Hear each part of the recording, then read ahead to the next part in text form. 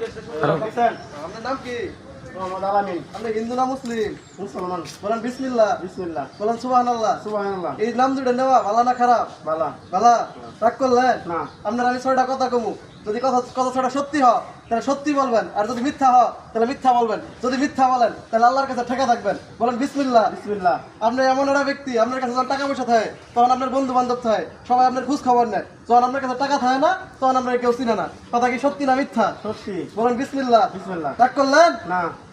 2 number, বছর খানিক আগে আপনার এক সময় টাকার দরকার পড়ছিল, আপনি সবার কাছে টাকা পয়সা হলত চাইছিলেন, আপনার বন্ধু বান্ধব আত্মীয় স্বজন সবার কাছে চাইছিলেন, কেউ আপনার টাকা দেয় নাই। কথা সত্যি না মিথ্যা? সত্যি। সত্যি। বলেন বিসমিল্লাহ। বলেন সুবহানাল্লাহ। রাগ করলেন? না না। 3 নাম্বার কথা, আপনি বিয়ের আগে একটা মাইয়ার প্রেমে পড়ছিলেন, এই মাইয়াটার আপনি সবসময় মনে মনে চাইতেন, সবসময় চিন্তা করতেন, কিন্তু মাইয়াটা আপনার সাথে কথা বলতো না, যদিও বলতো 2-4 মিনিট কথা বলে ফোন রেখে দিত। কথা কি সত্য না মিথ্যা? সত্যি।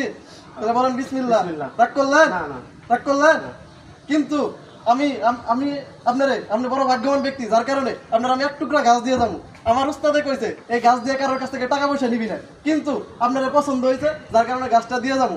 গাছের বিনিময়ে আমি টাকা নিব না, কিন্তু আপনার গাছটা দেওয়ার বিনিময়ে আমি আমার বন্ধু বান্ধব নিয়ে সিঙ্গাপুর হোটেলে একসঙ্গে দেখাবো। বলা মাত্র আপনি 2000 টাকা দিতে পারবেন? অবশ্যই দিতে পারবেন। টাকা দেন।